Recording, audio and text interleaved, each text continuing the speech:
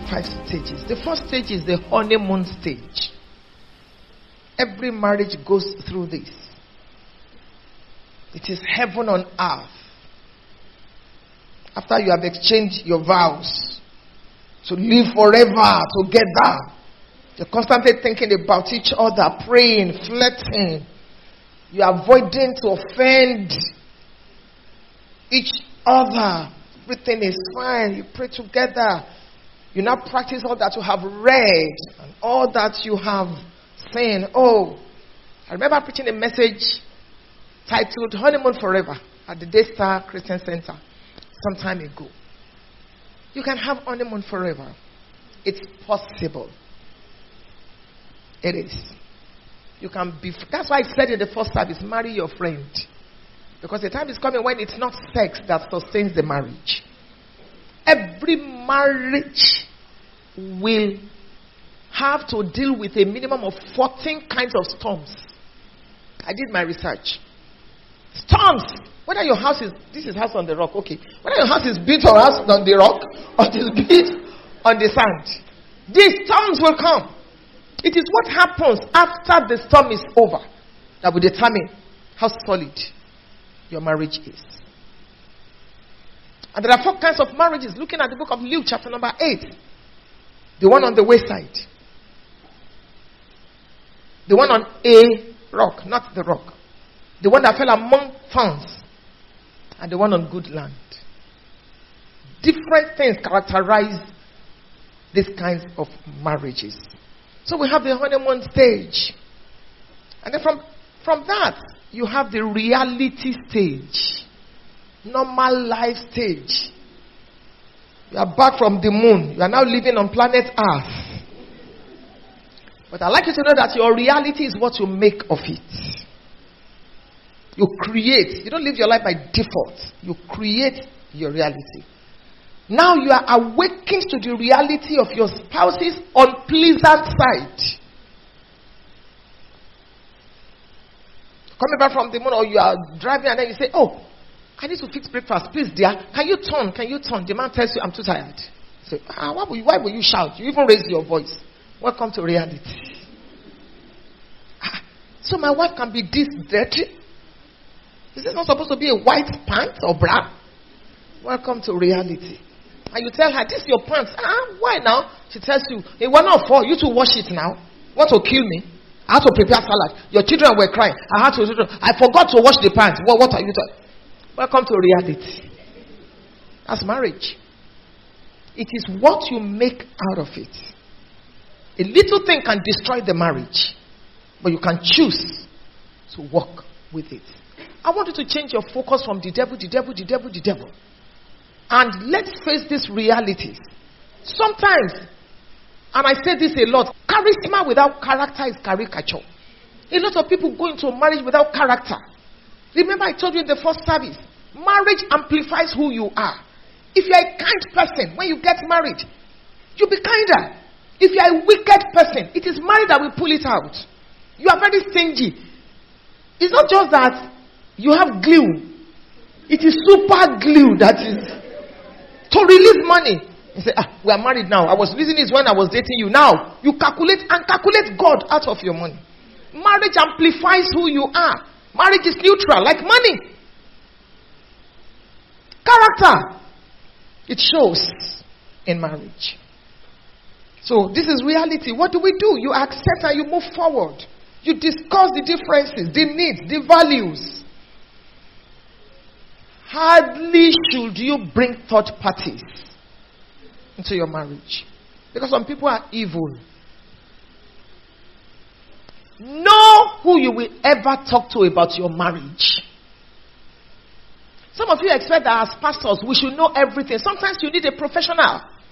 We don't know everything. We are also carrying our own. Sometimes you don't know that we are bleeding and we are leading. So hardly should you bring third parties. My husband will say some people are not happy that you are happy. Maybe I'm not quoting too many scriptures. I quoted in the first service, so you can go and get the tape. This one I'm trying to be as real as possible. You've been quoting. But let's practicalize the Bible. Number 3. This third phase or third stage is what I call I am not a fool stage. Every marriage goes through it. You want to be heard. It forces you to desire and long for a place called me. So you begin to pursue a career. You want to build a career at all costs. The focus is on me. It's a phase. It's a stage in your marriage. So, for instance, you want to go into a full-time ministry without counting the cost or the impact on the home. Accepting a job outside of where you live, creating a distance that can in turn have a negative impact on the home. Just because you want, me too, I want a career. We've been through it. Pastor and I have been through it. Every marriage goes through it. This phase can be loaded with so much tension. And you begin to ask, did I miss it in marriage? Does he truly love me? This stage of your marriage needs a lot of understanding, a lot of prayers, a lot of maturity, patience, endurance, sacrifice, selflessness, and peaceful discussion. So you can tag the snag and identify the point and the reason why you are rubbing each other the wrong way. You may want to seek spiritual or professional help. So don't say, he doesn't like me. It's only his profession that he's following his career. He's pursuing it. What about me? Am I a slave? That's not the time. Both of you need to sit down and discuss. And if you need help, please understand that every marriage goes through it. Sometimes you feel used. Sometimes you feel, I helped him. Now it's my turn. I want to now go to Germany now. Now he's saying who will take care of the children. And Shebia was there. You know, you need to discuss. The next stage is what we call the teamwork stage. Teamwork. This is the cooperation stage. If you can survive that third stage, then this is the way you move into cooperation stage. But it's a pity some people, their marriages break in that third stage.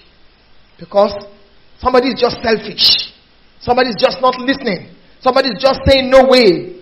This is where and when a marriage breaks. But if it doesn't break at that stage, you move to teamwork stage. That's the cooperation stage.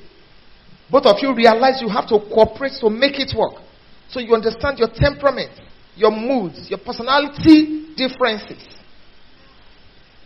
Effort is put into building your lives and your home and career together. Raising your children, accommodating each other's excesses and inadequacies. This is that phase. Conscious effort put into building your finances, your business, the home, ensuring that the children have the right values in place.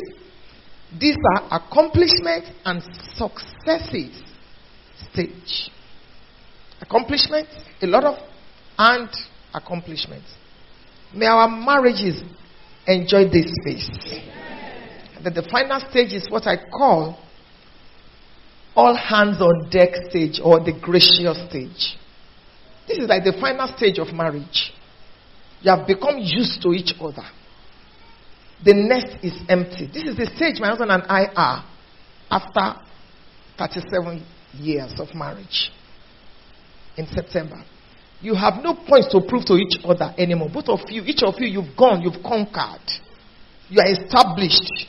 This is who I am. This is who. I'm not inferior to you, you are not inferior to me. This is it. That's why you see elderly people, they will sit down in the evening of their life, sitting down outside. It's not about sex. It's about friendship. And that's what should be your goal as married people. It may be stormy, things may happen and all that, but just focus. Jesus for the joy that was set before him. At this stage, you are more like friends. You work at pleasing each other. You work at enjoying yourselves. Ecclesiastes 3:13. It's a good thing for a man to eat and drink and enjoy the work of his labor.